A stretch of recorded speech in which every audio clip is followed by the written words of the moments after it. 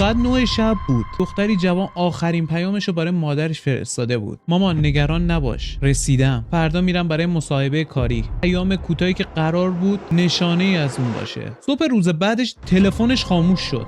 2 روز بعد هیچ خبری دیگه از اون نبود. 1 هفته بعد پرونده مفقودی تشکیل شد، اما هیچ کس نمیدونست پشت این ناپدید شدن شبکه‌ای قرار داره که سالها در زیر سایه‌ها فعالیت میکرده. شبکه‌ای که قربانیاشو نه با زور بلکه با امید، با رویا و با وعده‌های زندگی بهتر شکار میکرده. امشب داستان پرونده‌ای رو داریم که هرچی رو به جلوتر میریم تاریک و تاریک‌تر میشه. سارا، دختر 21 ساله‌ای که زندگی ساده‌ای داشت. پدرش کارگر بود، مادرش خانه‌دار. سارا مدت‌ها دنبال کار میگشت. هر روز آگهی کار مختلفی رو چک میکرد، اما هیچ جا حاضر نبودن که بدون سابقه کاری استخدام بکنن. تا اینکه یه روز یه آگهی عجیب توجهش رو جلب کرد: منشی شرکت با حقوق بالا، نیازی به سابقه کار نیست، جای خواب رایگان، امکان پیشرفت سریع. همه چیز عالی به نظر میرسید، شاید حتی بیش از حد عالی بودش. اما انقدر سارا خسته شده بود که حتی به جزئیات هم دقت نکرده بود. چند روز بعد سارا برای مصاحبه کاری رفت. دفتر شرکت توی ساختمون قدیمی قرار داشت. تابلو مشخصی وجود نداشت، فقط یه اتاق، یه میز و زنی که خودشون مدیر اون مجموعه معرفی کرده بود. رفتارش دوستانه بود، لبخند میزد و مدام تکرار میکرد تو آینده خیلی خوبی داری، ما کمکت میکنیم، اینجا خانواده دوم توه. اما یه نکته خیلی عجیبی که اونجا داشت: بیش از حد ساکت بود، بیش از حد بسته بود و بیش از حد محرمانه بود.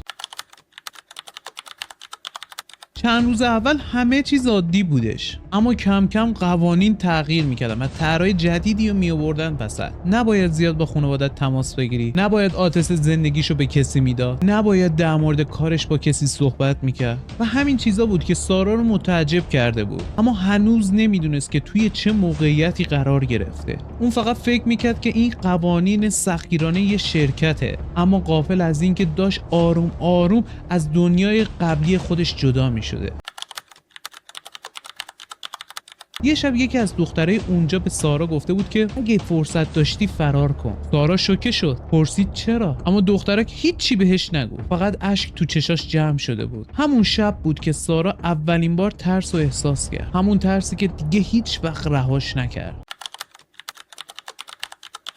تو همین زمان بود که خانواده سارا باعث تغییراتی که شده بود متوجه شده بودن. تماسا کمتر شده بود، صداش مضطرب بود و همیشه انگار یه نفر اونجا کنارش حضور داره. پدرش بالاخره تصمیم میگیره به سمت تهران بره، اما وقتی به آدرسی که سارا داده بود رسیده بود، اصلا چنین شرکتی وجود نداشت. همون لحظه بود که خانواده‌اش فهمیده بودن که این بسیار جدی‌تر از یه تفاهم ساده هستش.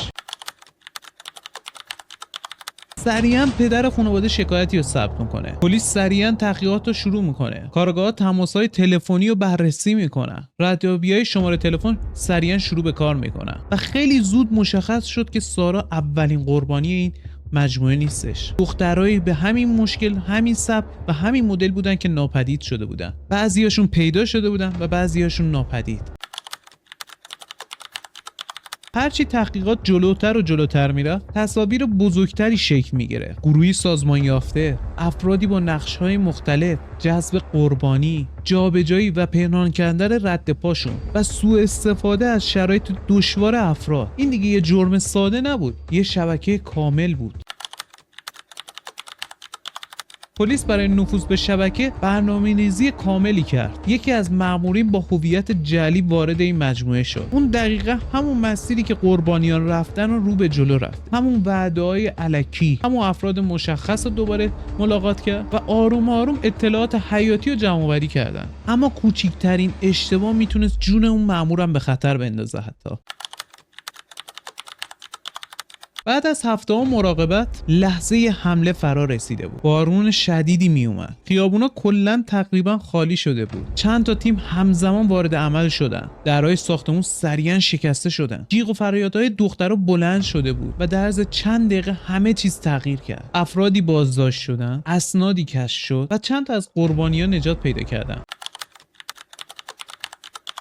پس از بازجویی مختلف پلیس مشخص شد که بسیاری از قربانی‌ها صرفاً به خاطر نیاز مالی دچار این مشکل افتاده بودن. اونا دنبال یه زندگی خیلی بهتری بودن، دنبال کار، دنبال امید، اما همین افراد سودجو از نقطه ضعف اونا سوء استفاده کرده بودن. این شاید تلخ‌ترین بخش پرونده باشه. از آرزوی انسان‌ها به عنوان ابزار استفاده میکنن. پرونده بسته شد، اما زخم‌های قربانی‌ها همچنان بود. بعضی از اونا سالها طول کشید تا بتونن یه زندگی عادی رو داشته باشن. این داستان فقط یه پرونده جنایی نیستش، یه هشدار در مورد اعتماد کردن، درباره وعده‌های وسوسه کننده و حتی در مورد خطراتی که حتی بهش فکرم نمیتونیم بکنیم. اگه تا اینجای ویدیو همراه من بودید نظراتتون رو تو کامنت‌ها واسه من بنویسید و به نظر شما کدوم لحظه اولی زنگ خطر سارا رو به صدا در آورد و اگه جای اون بودید چه تصمیمی میگرفتید؟ مرسی که تا انتهای ویدیو همراه من بودید. اگه این سبکای ویدیو جنایی دوست داشتید حتما چنل رو سابسکرایب بکنید